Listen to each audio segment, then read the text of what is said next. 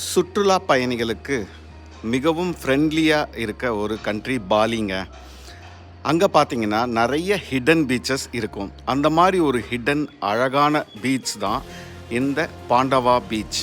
ஒரு மலையை குடஞ்சி அழகாக ரோடை போட்டுட்டு அந்த மலை மேலேருந்து இறங்குனீங்கன்னா உங்களுக்கு பீச்சை கொண்டு போய் விடும்.